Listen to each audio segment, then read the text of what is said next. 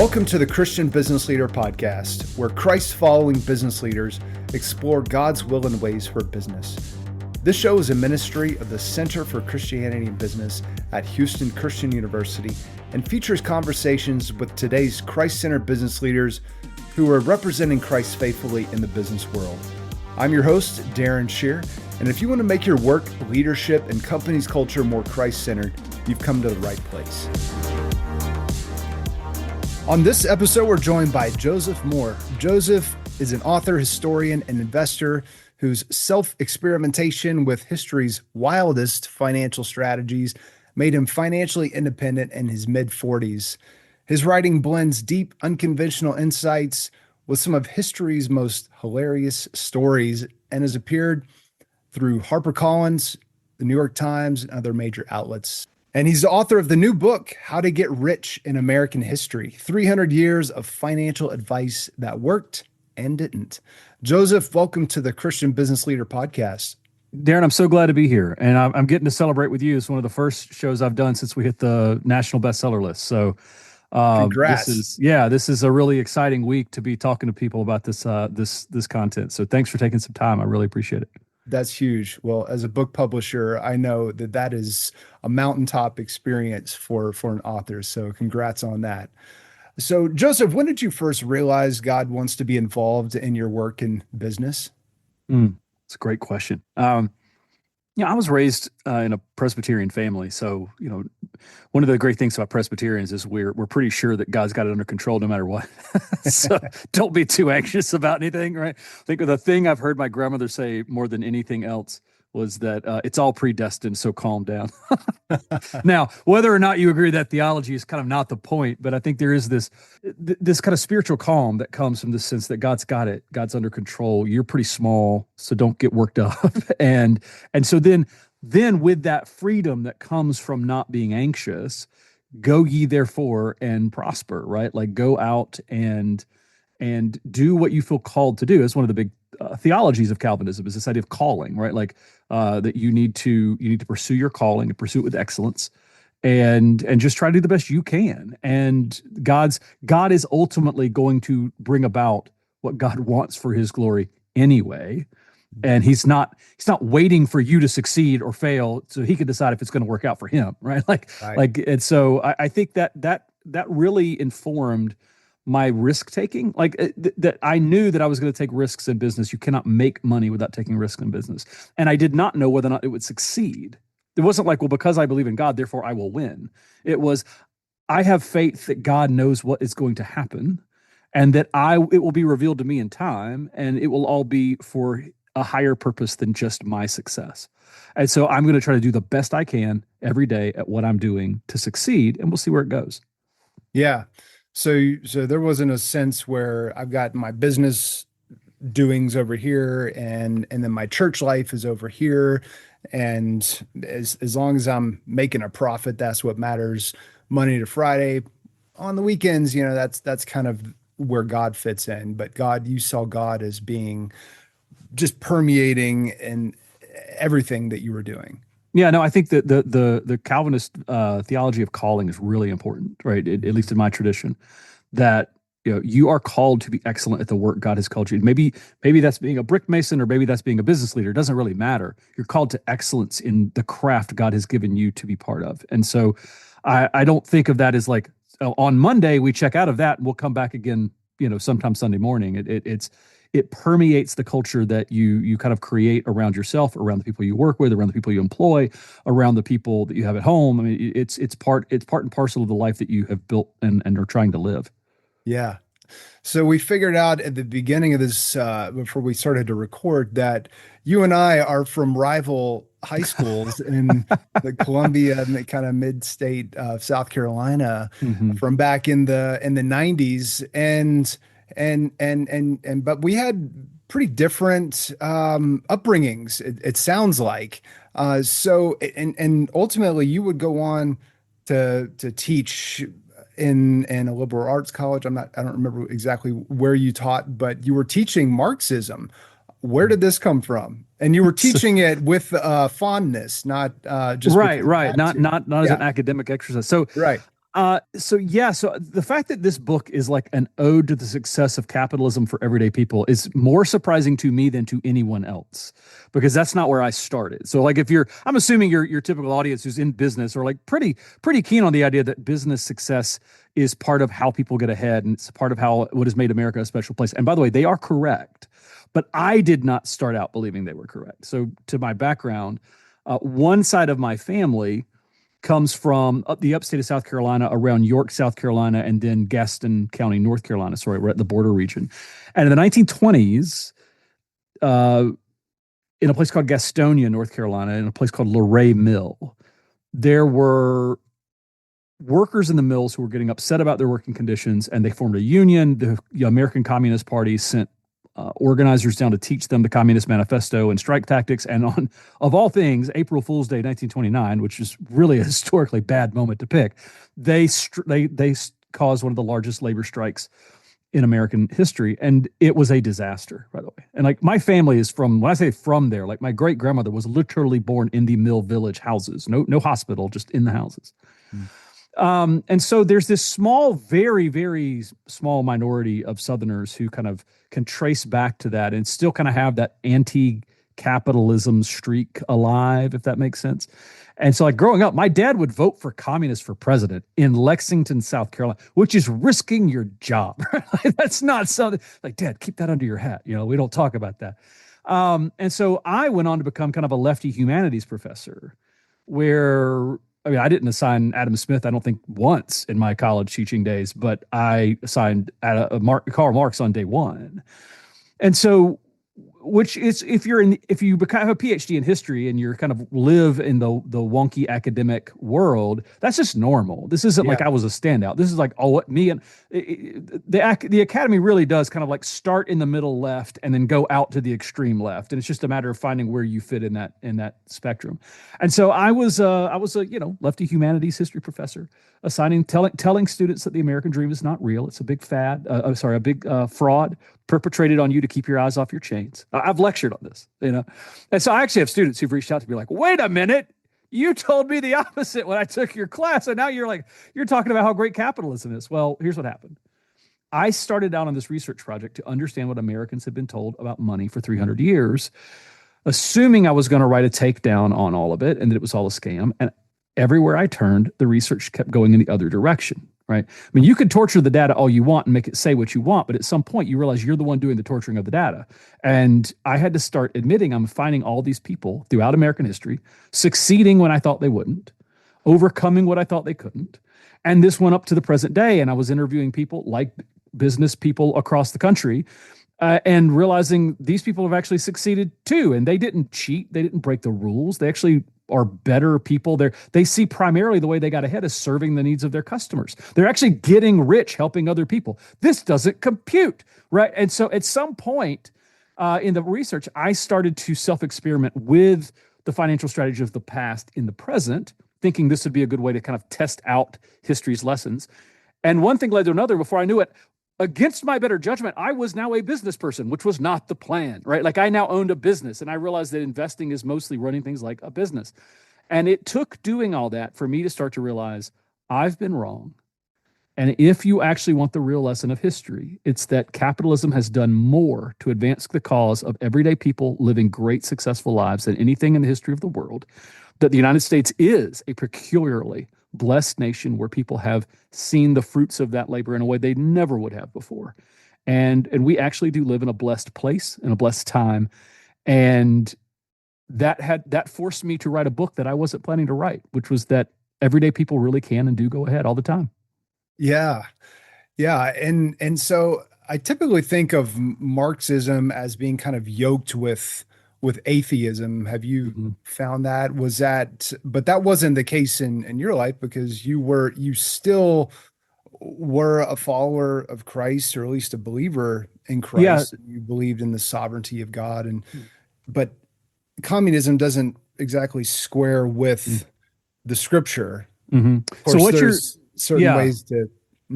What you're saying is completely correct about 90+% of the time. And I just happen to be in that small single digit minority where it was not. So there are strains of Christian Marxists. That's just a thing. And Yeah. so, if you go to the late 1800s, there's these, especially Catholic priests who were both labor organizing radicals and then doing mass for the labor organizers who had struck from the mills. So there's these like small minority strains, especially in the progressive era. So we Mhm. forget how Christian the 19 teens and 20s were when many of those political policies were what we would call today somewhat hardcore to the left. So there are these minority strains in history of Christian leftism, Mhm. political left, but still Christian, and they're not the majority. You're completely correct about that. The vast majority of Marxism has been at war with faith traditions throughout Europe, throughout Asia, throughout America. But there are smaller strains that I just happen to be pocketed in one of those. Where now that I should point out though that the other half, I was talking about my dad's side of the family. There's another half of my family, which was my mother's side. My mother was like playing the organ in church every single Sunday, and we were there every single Sunday when they opened, when they closed. So, I was kind of getting my political ideology from one side of my family and my faith ideology from another. If that does that make sense? And Yeah. so, Yeah. we don't always fit into neat boxes like we're Right. supposed to. That was my experience. So interesting.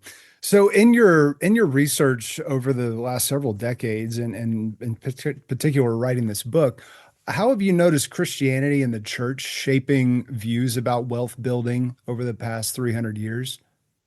Yeah, well, let's start back with this idea that there's a wide diversity of Christianity. Hmm. So, like, you and I could both rattle off friends of ours who are people of faith, Christ followers, from wildly divergent theological traditions, right? And thankfully, we live in an era where that's okay.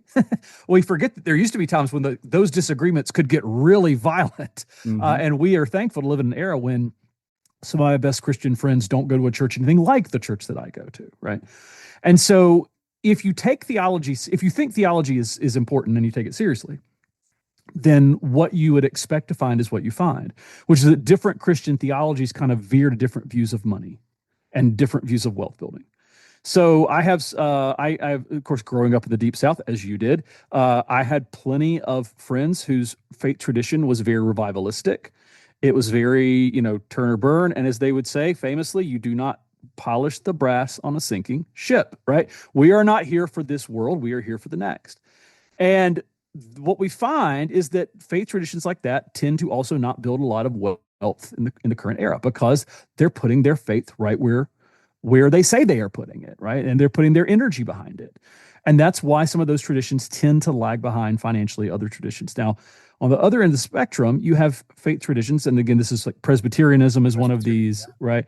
That is kind of trying to live in this balance between the future and the present, right? The present God has put you in, and the future glory that you're pointing towards, and that sees life as very generational. That the children and grandchildren are going to sing these hymns and psalms. We're Presbyterians, so we sing psalms, right? So, they're going to sing these psalms and these hymns one day. And so you are trying to build out a life that leaves them a legacy so they can also continue in perpetuity this mission on earth of sharing the gospel, living a life of calling. And so that's a long-winded way of saying there's not one Christian way that Christians have handled money. There's different traditions with from different theologies. Most mainline Protestant Christians tend to be in that camp I was just talking about. It's the now and the not yet. Yes, there is a future. Yes, there is an eternity that we're pointing towards. But for right now, we have been told to be diligent in this field, to grow crops on this field. I'm using that, of course, metaphorically, and that sense of calling that actually does highly correspond to wealth building. And so what we find is that like Christian traditions in that kind of wide swath in the middle are actually outperform other groups, including, by the way, atheists, for financial success. We would think that, like, if financial success is a secular phenomenon, well, then shouldn't atheists be the number one financial producers? And they are not, and it's not close. It's actually those people who take faith very seriously, but whose faith teaches them this kind of now and not yet balance of being diligent caretakers of the world God has put them in charge of for now. Yeah. So have you noticed that the Presbyterian Puritan theology, work ethic has Mhm. has really made an outsized influence on overall economic understanding in this country over the last 300 years. I mean, certainly there are exceptions and those that have more of an escapist view, like if we're just talking about Christians specifically, Mhm. and more of a view of, this world is not our home, so we're gonna sell everything we have. We're gonna be, have social gospel, which that was back right around like the 20s, like you were talking Mhm. about, that led to a lot of the labor unions Mhm. and the temperance movement. Mhm.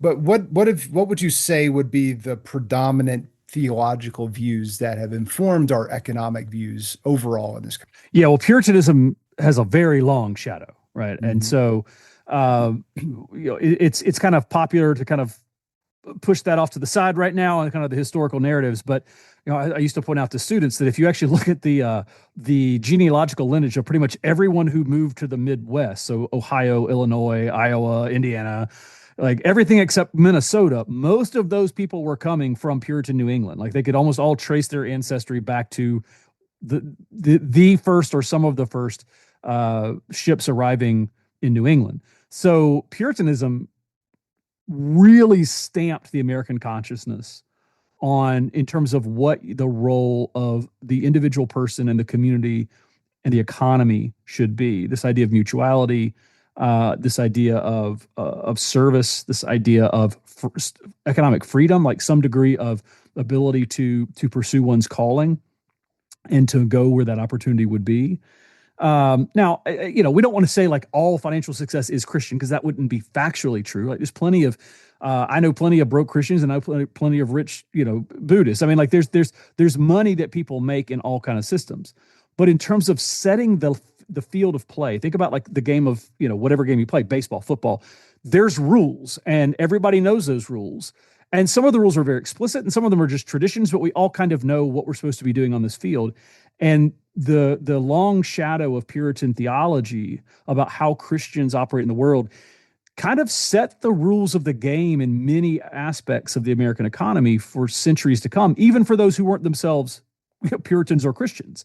And Mhm. so I think we need to be aware of that we're living kind of under the benefit of the way they kind of set the system up. Yeah, yeah.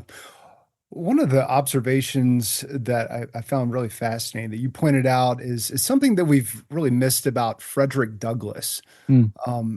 What was that? And probably a lot, I'm sure. Yeah, But as a, it's, I mean, Douglas is certainly one of the most important American speakers of all time. I mean, and should be. And we teach in class his high schools, colleges, what to the slave is the 4th of July speech. That's an important speech. And by the way, one that all Christians have to wrestle with. I think if you're, oh, not all Christians, all American Christians have to wrestle with. Like, okay, if I say that this benefit of freedom is for everyone, then at some point I got to wrestle with the fact that it wasn't a benefit for everyone, and we need to be aware of it. And yet that was not the most famous speech that he ever gave, and not even close. Everywhere he went, white audiences and black audiences begged him to give the speech. Begged him to give the speech. Self-made men, and people would call this out from the stands. Like you're at a rock concert, like play whatever song. They Freebird. would like, yeah, Freebird. Like they were like, do self-made men, right? Yeah. That was his most popular speech. All right, well, what is that speech about? He says, our motto as Americans is go ahead. I can be prosperous. And think about the audience that he's giving that speech to, right? This is half of the audience literally were slaves.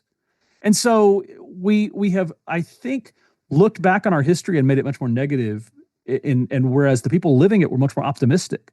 Like they were forward facing to to a future where they could actually succeed. They could actually go ahead, and they believed they could, and they often did, and they did at rates that blew the rest of the world away. The reason all those boats were teeming with people coming in from China, coming in from Italy, coming in from Scotland, is because Americans were getting ahead, or to use Frederick Douglass's phrase, going ahead. They were going ahead at rates that were wildly more common than they were in Europe and China. So whereas the upward bound of upward mobility in 19th century Europe was like 20, sometimes a little higher than 20%, that was the lowest bound in any American city. And there were places Americans 3 out of 10, 4 out of 10, even 5 out of 10 born at the bottom were making it up. And so we've forgotten just how optimistic Americans used to be against much, much harder circumstances than we face. Yeah. It's so surprising that that would be the predominant emphasis of his message on being a self-made man, considering the atrocity that had been perpetrated against a whole race of people. I mean, you would think that his overall focus would be on the injustices, which a lot of it was for sure, but from what I'm hearing you say, the the the predominant character of his message was on this message of being a self-made man and pulling yourself up by your own bootstraps and the kinds of things that are uncomfortable for a lot of people to hear today, Mhm. especially in view of an injustice like slavery. Well, I mean, that was an injustice of immense magnitude in Yeah, compared to anything else we can come up with today, right? right. And yet their message and Douglas's brilliance, and by the way, it worked out some, it didn't work out in other places, but nonetheless, his brilliance was to understand a grievance culture is looking backward in time and a growth culture is looking forward in time. And for the people that he wanted to see go ahead in the world, the only way was to go forward. And some grievances are completely legitimate, and yet we have to deal with them while trying to move forward, not backward. And I think that's one of the great misunderstandings of the current era is that we want to kind of use history as a thing to obsess on so that we don't have to focus on going forward. And look, I've been as guilty of that, literally been as guilty of that as anyone. I've written lectures that sound very much like what I just critiqued.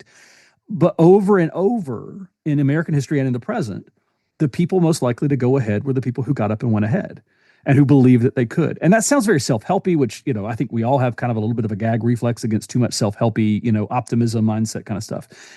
Here's the problem. The statistics play out that it actually works. So the Consumer Financial Protection Bureau did 2 studies, and they found that the single biggest predictor of financial wellness, and it outperformed income and it outperformed inheritance, was a positive attitude combined with a habit of saving. Like Mm. just believing you could get ahead and then taking the steps to start getting ahead was more predictive of income or inheritance that for getting ahead. And then somebody else went back and did another study of 150,000 financial accounts and found that that was strongest for the poor. Mm. So the anything that disempowers people, that makes them think they cannot get ahead, is hurting them. And Douglas's brilliance was to understand, as hard as my audience has had it, I have to point them to the future because the future is where the rewards are. Yeah. Wow. One of the other observations you've made is the role of marriage in Mhm. building wealth. What would you say about that? So you do not pick the family you start with, which makes the family you start the single most important financial decision of your entire life. And everyone in history knew this, by the way. This is not new to us. This was very old wisdom. The single most common financial advice you would find throughout American history was not picking a stock, it was picking a spouse. Now, why is that? Because over and over again, families understood this was the big financial decision that every family had to make, both for the male and the female. And so there was a card game that in the 1840s families would play. They'd sit around at night. And keep in mind, again, longer work days than we face, and they don't have electrical lighting. So if they're sitting around by oil lamps or candlelight or by the fire, and families are playing a card game, but this card game has like attributes of a spouse. It's like a 19th century hot or not. And parents are playing this with the kids. And the goal is to like figure out, you know what, if I end up with the bad breath card, but I also got the work ethic card, maybe that's okay. And maybe I could win the game. And so the goal here was like families wanted to teach their children, your spouse is the most important win of your life. Mm. Because a bad marriage can destroy your finances then and now, and a successful marriage can catapult you. And that is still a truth today. And so I think we have I think the era we're in is I hate the word unprecedented because I tell people like everything you tell me is unprecedented and I can find every other era. But maybe one of the few is the breakdown of the ideal of marriage as something to pursue. Because earlier generations would have told us it was going to end exactly where we're going, which is lower home ownership rates, less financial stability, because marriage is designed to provide that kind of stable launching pad for success. This is still true today. Marriage confounds everything you can throw at it for financial success. Married black men earn more than single white men. Married women earn more than single women. Married men at retirement have 10x the net worth of single or divorced men. So marriage then and now is a superpower because capitalism is a team sport. And trust me, you want to play with two players. Yeah. Yeah. So that's something that's new. Like you said, there's not a lot that's new. Solomon said there's nothing new under the sun, but at least in America's relatively short history, this breakdown of the family unit is going to make a significant impact on people's financial future going forward. I mean, do you think younger folks are going to be okay going forward? I mean, considering this trend, considering AI replacing people's jobs, because I know that you're pretty bullish on, despite all that's going on. I mean, Americans have overcome a lot, but there's some pretty daunting things in our present. Yeah, so there's a couple of things in there. So let me break them down. One, we'll talk about young people in marriage and maybe pivot to technology. For young people in marriage, because I've taught a lot of college through the years, and I get kids coming up to me and asking questions. I'm like, look, I would not want to have to date in your era, but I will tell you this: you only need one. Like that's universal. And so, I'm not the person to dispense dating advice, but I would tell people to, like, especially young people, like, you need one good one, and you could find one good one. And so whatever, and the rewards to finding one good one are actually going up. Like, the rewards for marriage are actually increasing, not decreasing. The less people do it, the more the people who do it and who do it successfully get a larger and larger segment of the pie. And so the good example of this I talk about in the book is that, believe it or not, upper middle class marriages are starting to resemble working class marriages from history. Because one of the great misconceptions is that men used to work and women stayed at home. That's just not true. What happened is there's a kind of blip of time when factory jobs are all in a factory, and the suburban housewife ideal pops up. But if you go back to working class families in the 1800s, nobody didn't work. Everyone worked all the time, right? Even the kids are working. I mean, you're on a farm. There's no not working. Yeah. And so families were constantly working, and we've been able to historians have been able to track that, and they've realized that wives' income, it's like husbands basically would make enough to survive on, and then wives would find ways to create income for the family with butter churning, selling eggs in markets. They would rent out rooms in the house called taking on boarders. This was, by the way, the primary mortgage payoff strategy for most of American history, and it was entirely run by women. Right? They're doing all this labor, but we don't say it's income, right? Because they're not taking it from an employer, but they're about 10, 15, or in some cases 20% of the family take-home pay. And that is the energy from the wife, like the Proverbs 31 woman. It is her income that is the difference for most American families between surviving and thriving. So the families that we find saving, investing, buying houses, paying off houses, that's families where the woman is making up that 10, 15, 20% margin that's leaping them ahead. And so now in the modern era, families that are marrying are largely becoming upper middle class because they have two incomes, right? They have two people succeeding, and they have people who can support one another. You can say, hey, you want to take this business risk, which happened to me. This literally happened to me, right? Like, you see this business opportunity. You've laid it out. I'm in the voice of my wife here, right? Like, you've laid it out in front of me. Okay, take the risk because I have a job. I'll help us if it goes wrong, we'll be okay. Take the risk. And that risk paid out literally millions of dollars over the course of my life. All because my wife was like, yes, I'm here to support you taking that risk. And that is actually an old working class family model. And so we're seeing bigger rewards for marriage than we've ever seen because less and less people are doing it. All right, that's the first part. The second part is AI. Believe it or not, most of the money in technological revolutions is made working in it, not investing in it, because most technological revolutions don't do nearly what the advertisements say they will. The big thing was canal building in the 1800s. Like, the Erie Canal opened, and suddenly every city in America was going to have a canal going all the way to Nebraska. And so investors pour into this. It's the future. 93% of the money went to zero. like absolute total loss. The people who made the real money were the people who suddenly had all these increased wages digging ditches. And this is what you're seeing now with AI, right? Like there's electricians making $200,000+ a year, and they can't keep them on the job sites to build the data centers because they're getting poached to another data center. Yes. So there's a lot of opportunity in these technological revolutions for young people, especially in the trades, to like really pursue wealth. And this comes to what I talk about in the book. One of the parts of the book that a lot of business people and financial people are responding really strongly to is a chapter on what I call fast time and slow time. And in fact, we have this idea that all financial history is fast time, right? AI is going to move everything so fast, right? It's all changing everywhere all at once. It's always 1929. It's always 2008. And all the smart people saw it coming, and the rest of us, you just don't want to get killed by not seeing it coming. Here's the problem with that history. It is not written to teach you what to do with your money. It is written to entertain you. These are murder mysteries. Like, you are supposed to watch the screen or flip the page and go, he's behind you. The subprime mortgage lender is behind you. Run away from the mortgage, right? Like, it is there for your entertainment. But most financial history is lived in what I call slow time, where the decisions that you make, who do you marry? What job do you choose? What profession? How good do you choose to get in that profession? What do you get addicted to? What lifestyle choices do you arrange so that when fast time comes and it is stress tested, you have the opportunity to go ahead while others are falling behind?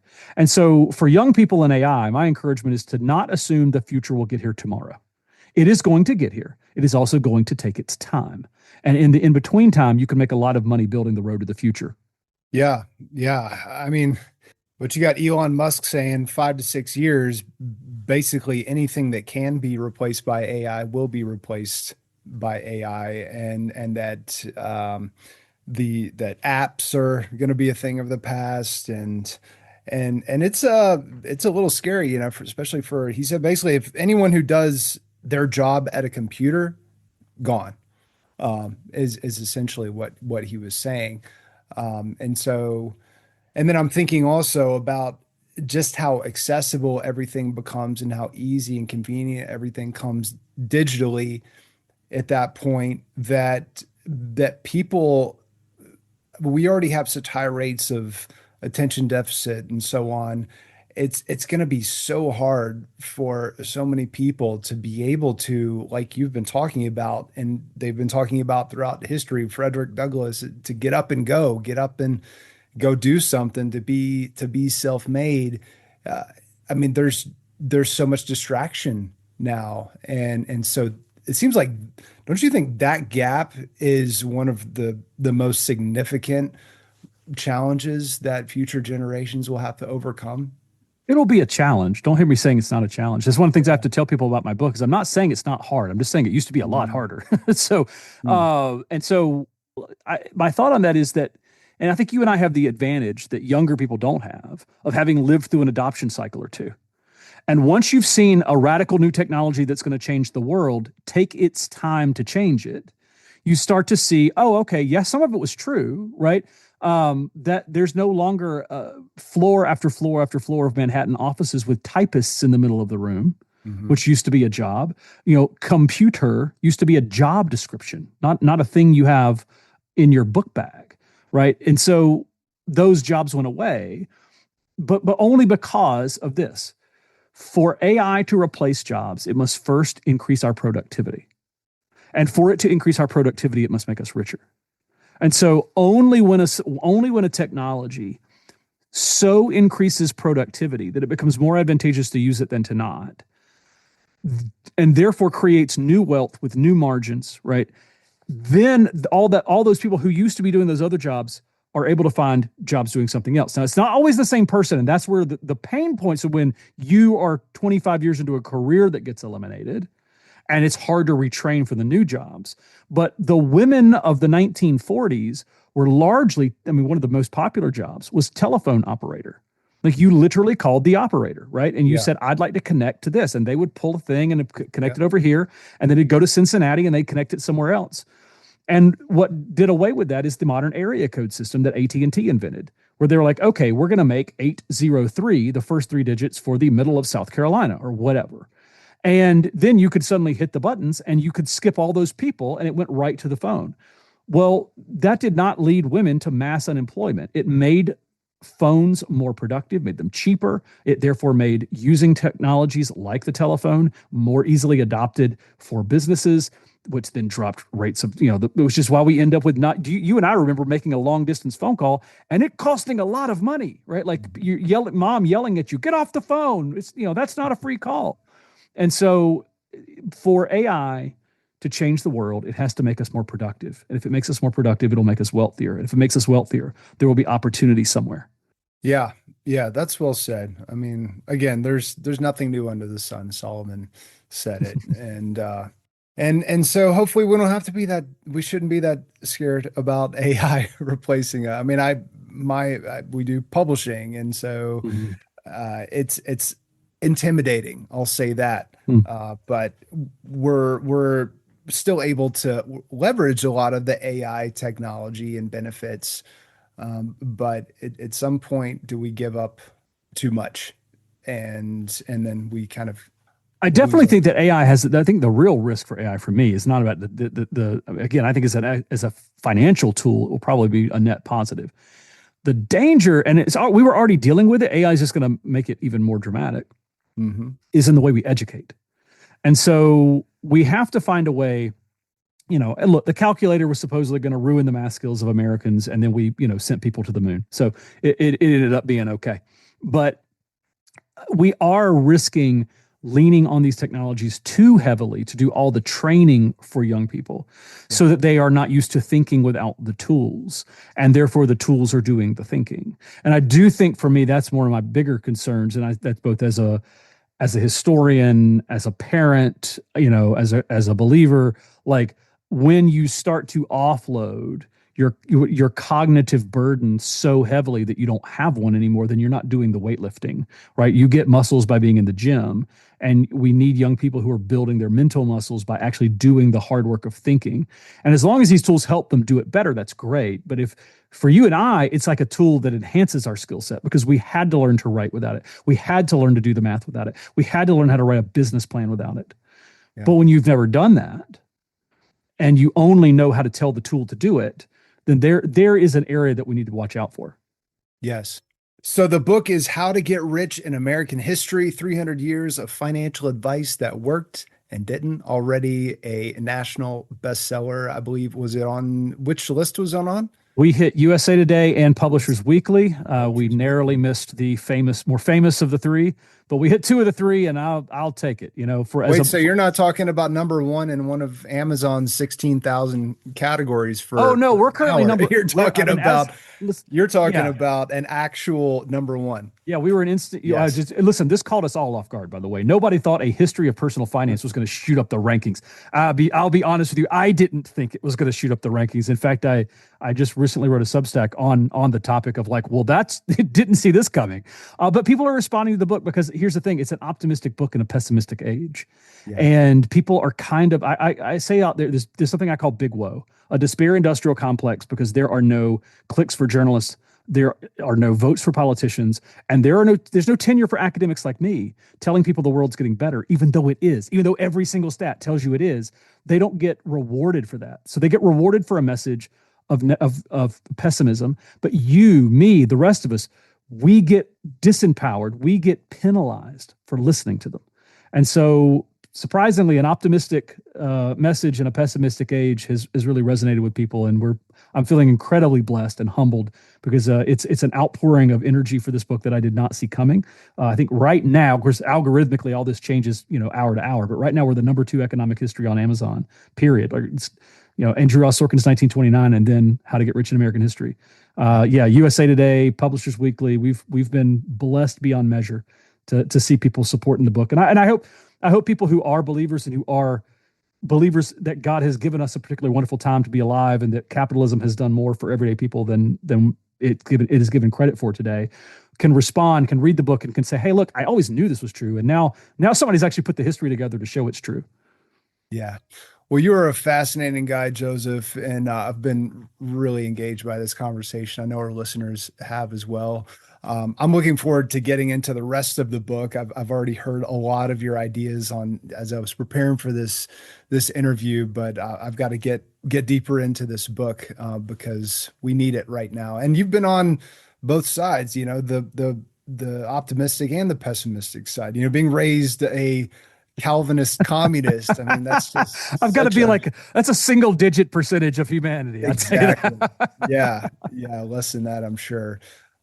So what do you want to send people to connect with you? Certainly to go get the book.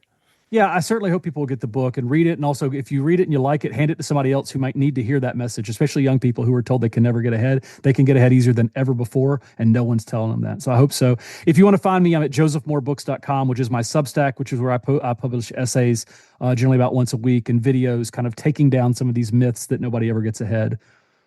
Awesome. josephmoorebooks.com. .com. Yep. All right. Well, Joseph, thank you so much for being so generous with your time and your expertise with us today. Appreciate it. Thank you, Darren. Enjoyed it. Thanks for listening to this episode of the Christian Business Leader Podcast. Be sure to subscribe, leave a review, and tune in for the next episode as we continue exploring God's will and ways for business.